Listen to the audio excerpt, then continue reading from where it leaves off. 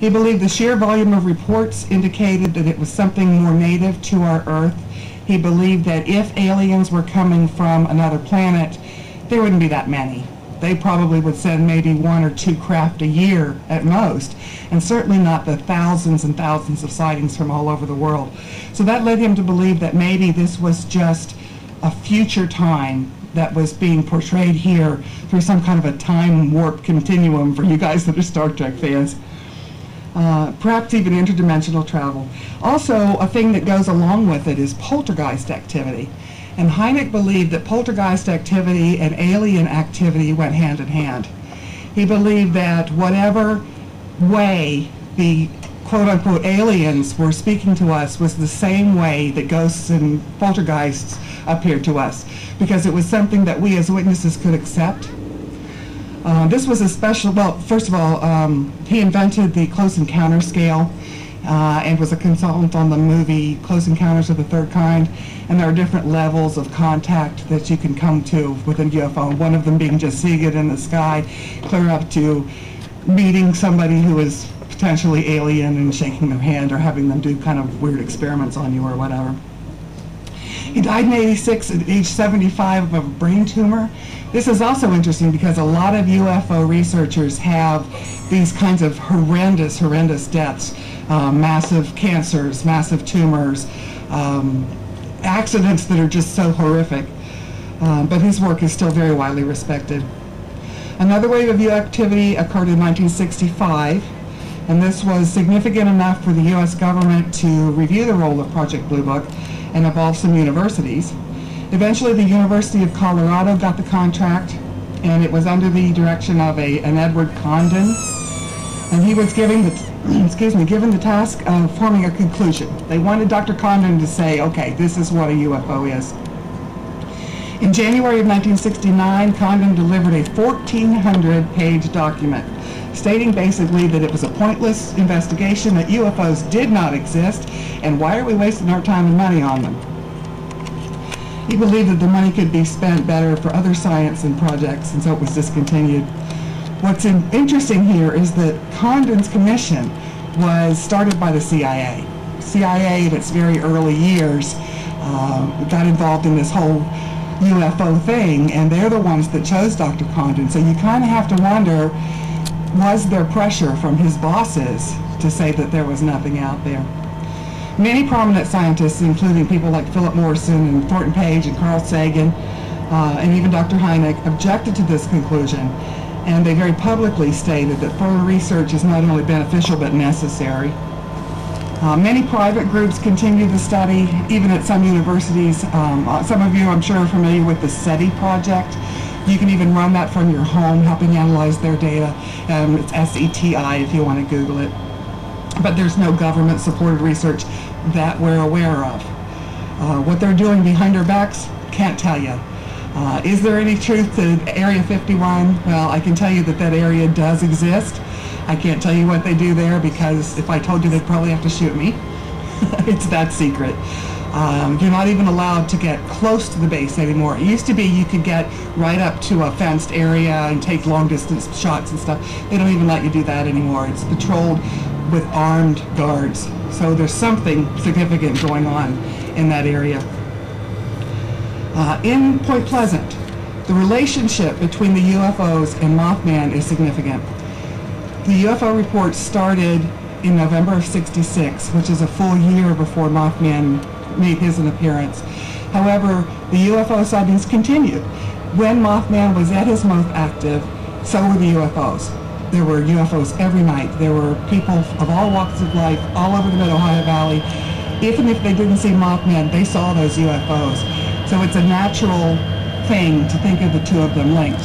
On the other hand, there's no proof that Mothman was alien related. While he seemed to have disappeared after the bridge collapse in '67, the UFOs didn't. They didn't go anywhere. You can still very often, this is a major U.S. corridor in the U.S. for seeing UFOs. But be careful what you're watching because very often it's a high-flying airline or even a satellite. And with all the technology we've got in the skies, it's very difficult to tell if you're seeing a real UFO or just something man-made. There are some things you can do to kind of prove that you've seen something, there are physical ramifications of coming into contact with a UFO. One of them is nausea, extreme nausea. And these are the same, interestingly, the same symptoms that the Mothman witnesses had. I'm sure if you talk to Linda up at the top, she'd be happy to tell you of all the things that she went through physically after seeing Mothman. They're very similar to this. Nausea, confusion, muscle pain, and the muscle pain tends to be lifelong.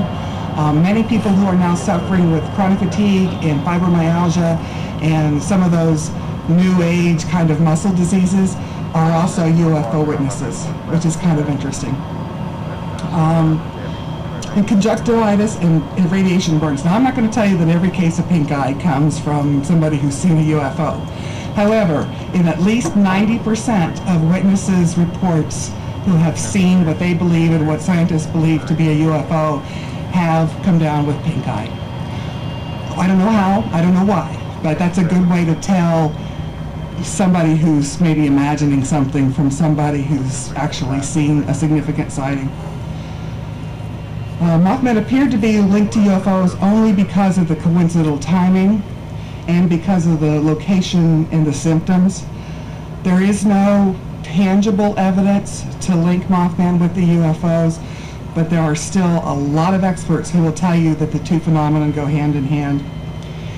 If, as Hynek believed, UFOs are interdimensional, if they are time travelers, if they are somehow able to appear to us, I'm of the belief that they could also explain Mothman. Maybe he's something from the past or the future that has chosen to come back. He hasn't gone away. I don't know if you guys are familiar or not, but the legend of the Mothman is worldwide. He has appeared even as recently as August of last year in Austria. So Mothman didn't just disappear, and neither did the UFOs. Anybody got any questions? Yes. You said that they appeared in what did you say, Austria? Austria. Mm-hmm. Are those documented cases or just? Documented as, she's asking if there are documented cases of Mothman sightings in Austria.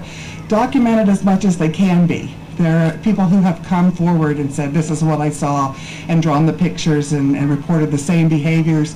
No wings flapping, just extended, very, very tall, dark gray or black, that sort of thing. Was there a lot of people that saw it? We consider a legitimate documented case to be at least 2 witnesses, preferably not together, but we'll take a sighting from 2 people who were in a car that saw the same thing. Yeah. Anybody else? I'm not seeing everybody here. Okay. I am available all day. Jeff has kindly given me my own table, so I can answer questions and come by and at least have a look at the cookbook. You know I'm pushing the cookbook if I'm here. And that's just the way it is. Could you tell us a little about your genealogical research? Oh, sure. I am also a certified genealogist. I am from the Point Pleasant area. My family is 3rd generation to Mason and Jackson County. Prior to that, we were Nicholas County.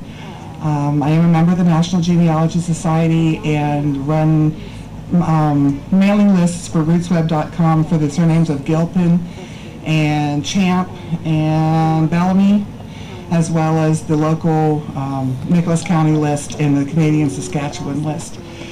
My experience in genealogy goes back, believe it or not, 40 years, when my mother took me to the graveyards. Back in the day, you had to get all your information from tombstones. And now I do most of my stuff online and have all of the access to that. So yeah, genealogy questions are also more than welcome. Any other questions for her? One more. Yes. Sure, go ahead. Have you personally ever seen a poltergeist, UFO, or anything of that type? I'm just curious. Interestingly, yes, I have. He was asking if I've ever seen a poltergeist or anything supernatural. Several times is my answer. I am a Mothman witness. When I was very, very young, I did see him standing by the side of the road. Didn't think it was anything at the time. In fact, didn't even give it a lot of thought until I happened to read John Keel's book and say, oh, well, that explains it. So that started a lifelong adventure. But just a couple of weeks ago, my son, and we live in Toronto, Ontario, and my son was furious because we were out of oranges. And you guys with kids know how furious a 5-year-old can get. Well, the next morning, he had an orange. And my husband is sitting here in the audience, and he can tell you we had not purchased any oranges. So yes, I would consider that a poltergeist activity. Yeah. Also, the Low Hotel, which is the subject of my next book, has a long reputation of being haunted. Sci-Fi Investigates was just down in August, and we did a piece on some of the hauntings in the Low Hotel. And that's, I think, going to be an interesting talk for next year. You said that Mothman and UFOs were separate issues, but more than likely they're connected. Why do you think they might be connected? I think because she's asking why Mothman and UFOs would be connected. I think because they tend to appear together. In many of the worldwide sightings, these are also sightings where there has been UFO activity.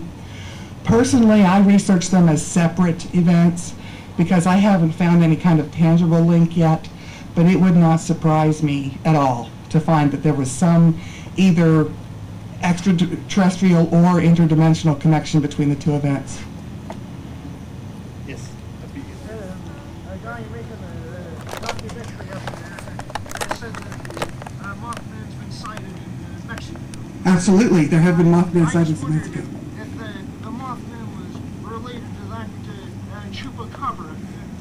That's actually a good question. Arc chupacabras and things like the Jersey Devil and the old-fashioned Thunderbirds related. There is a group that believes, well, several groups that believe that all of those kind of abnormally sized, fast-moving animals / aliens or whatever they are related, are possibly even the same thing.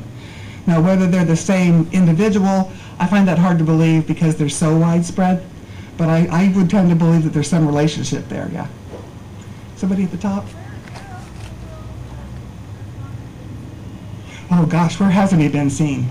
Canada has a large Mothman population, for lack of a better word, usually in the Detroit, Windsor area, also north of Toronto and in Winnipeg. Those seem to be the major areas for Mothman sightings. Toronto and Canada at large tends to be more lake monsters and Bigfoot. But there are some Mothman sightings up there. Japan, interestingly enough, has Mothman sightings. And there's a long legend in Japan about a winged female that may or may not be Mothman related. And of course the Thunderbirds from the ancient Native American lore. They had a sighting in London, I think it was 10 years ago, that was very well documented. About 30 people saw what they thought was a winged creature of some kind, and they're terming that as Mothman as well. If you go to the Mothman Museum, they have them all documented there on the map.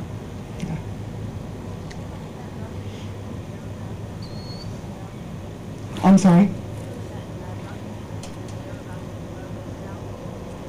It's actually a Sci-Fi Investigate series that starts August 11th at 10 p.m.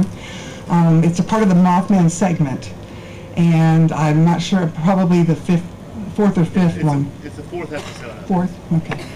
It's going to be the fall. Yeah. Yeah, Sci-Fi. that counts.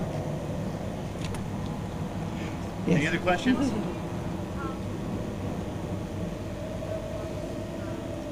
The physical condition? That's a really good question. She's asking what do I think causes the physical conditions. I think that fear has a lot to do with it.